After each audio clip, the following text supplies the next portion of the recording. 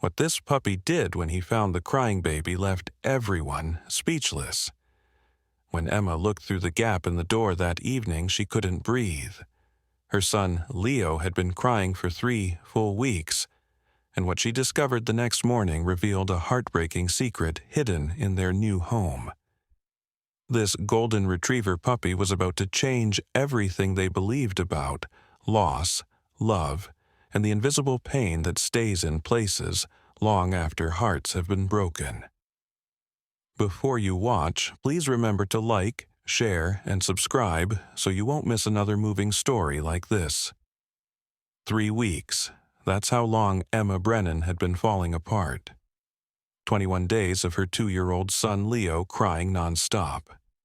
Not the usual tantrum crying, not hunger crying, but this deep, painful wailing that began the second they moved into the new house and wouldn't stop.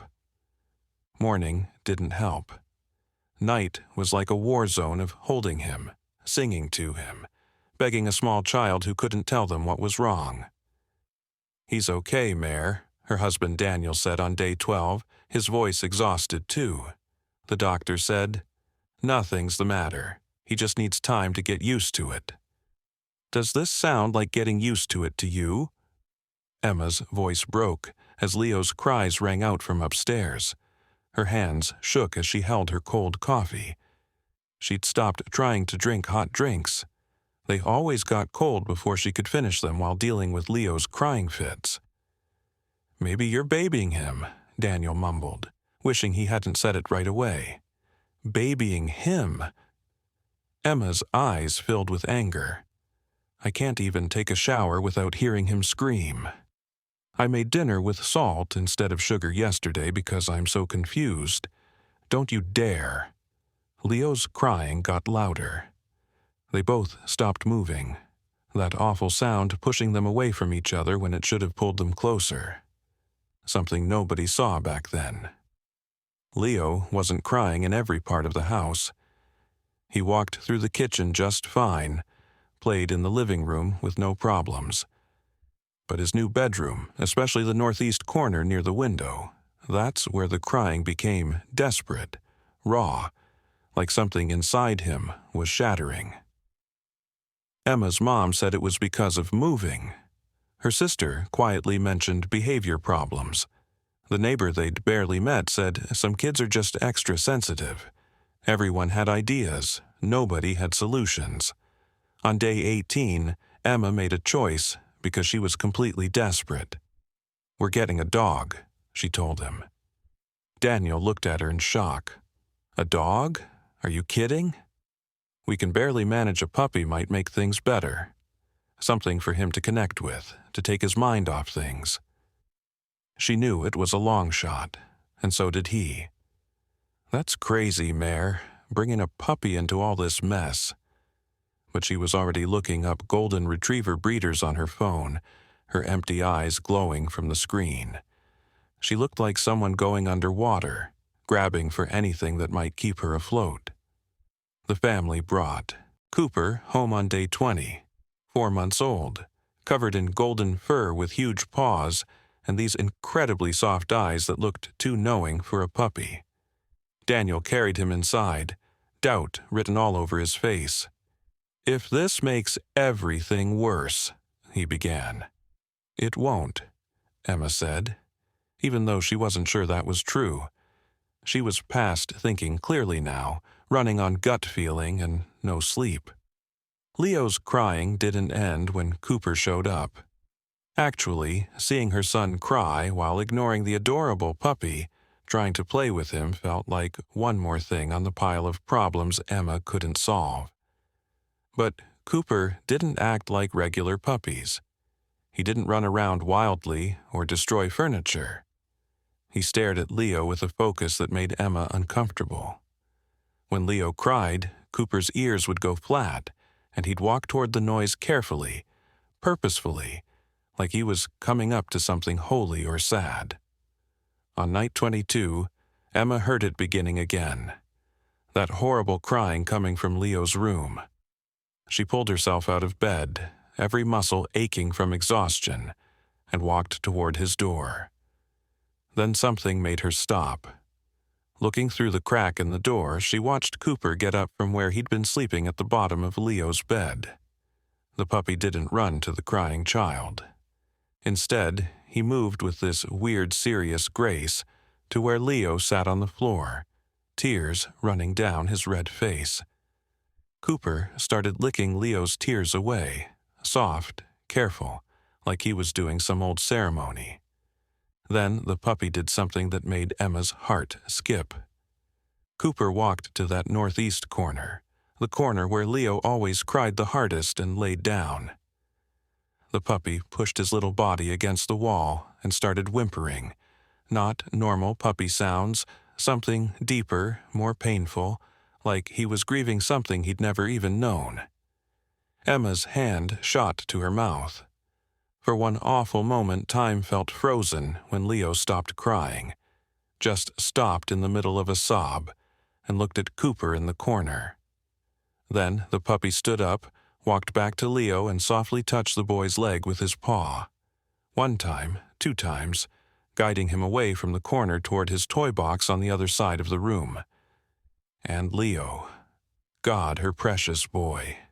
Leo laughed, a real, clear sound that Emma hadn't heard in 3 weeks. Her legs almost gave out. She pushed her face against the doorframe and cried quietly, watching as her son played with Cooper and his toys, the corner now forgotten.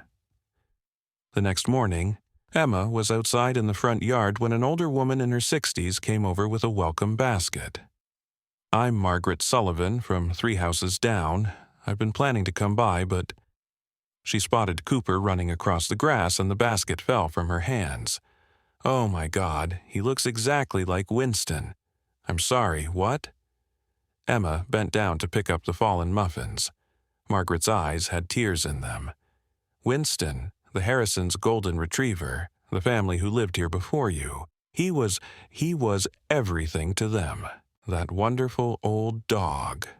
Something cold ran up Emma's back. "What happened to him?" "He died right here in this house." Margaret's voice got quieter. "In the small bedroom upstairs. He was 16, lived a nice long life, but Susan and Robert were heartbroken. Completely heartbroken. They sold the house so quickly after it happened, I don't think they could stand to stay." The world spun. "Which bedroom?" "The one with the window facing east. Used to be Robert's workroom, but they'd put Winston's bed there at the end so he could get the morning sun." Margaret stopped, seeing Emma's expression. "Are you okay?" Emma couldn't speak. "Leo's room, the corner by the window, the northeast corner where the sun came in every morning, where an old dog had lived his last days, where Leo had been crying for 3 weeks straight, walking to that exact spot, unable to be comforted." "Oh, God," she said quietly. That evening, after Daniel got home, and she told him everything quickly through words and tears, they stood in Leo's doorway, watching him play with Cooper. "You really believe?" Daniel started. "I don't know what I believe. But I know what I saw last night. And I know our son hasn't cried 1 time since Cooper laid down in that corner." Her voice was calm now, sure. Leo was sensing something. Loss, sadness, something left in this room. He's 2, Mare. How could he? "Kids understand things we've forgotten how to sense," she said quietly, "and so do dogs." They did a small ceremony that evening, the 4 of them. Margaret had brought over a picture of Winston, a beautiful golden retriever with gray fur and gentle eyes. Emma lit a candle and put it in the corner with the picture and some flowers from outside. Leo sat between them, and Cooper leaned against the boy's side, one paw lying over his leg. "This was Winston's special spot," Emma said softly, touching Leo's hair. "He was a very good dog, and he was very loved. Sometimes when we love someone a lot and they leave, it feels sad. That's okay. Feeling sad is okay." Leo touched the picture with one tiny finger. "Doggy?" "Yes, sweetie. Winston was a good doggy, and now he's resting. and it's okay to say goodbye. She didn't know if he got it. She wasn't sure she got it herself, but Cooper made a quiet sound and licked Leo's hand, and something in the room changed, got lighter, like a window had been opened in a closed-up room. That night, Leo slept all the way through until morning. Cooper curled up at his feet, one golden paw reaching toward the corner, where flowers and a picture now rested, where an old dog had taken his final peaceful breaths, where a small child had taken in the echo of sadness without knowing it, and where a puppy had somehow connected the space between loss and healing. Emma checked on them at 2 a.m., out of habit, and found them exactly as they'd gone to sleep. Leo's little hand rested on Cooper's paw, both breathing steady and deep. The corner that had held such heavy sadness now just looked like a corner. Nothing scary, nothing too much, just a place where someone had been loved, and where that love was being remembered, not pushed away. She stood in the doorway, tears running down her face, not tears of exhaustion or desperation this time. Something different, something like amazement. "Thank you," she whispered to Cooper, to Winston, to whatever unseen power had brought this strange, caring puppy into their lives at exactly the moment they needed him. "Thank you for teaching us to hear what we can't see."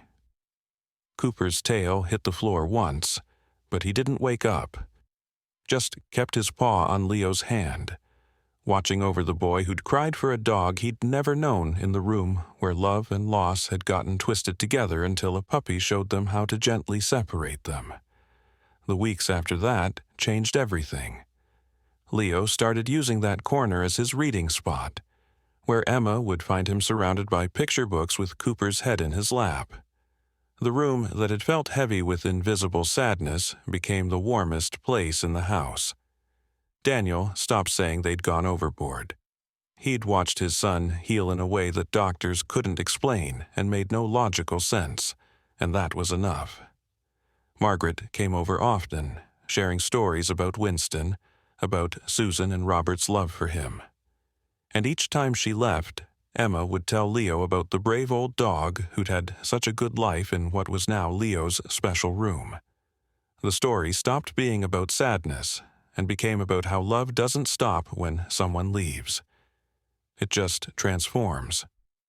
Cooper grew from a puppy into a dog, but he never lost that strange ability to feel what others couldn't see, to sit next to pain until it turned into something you could handle.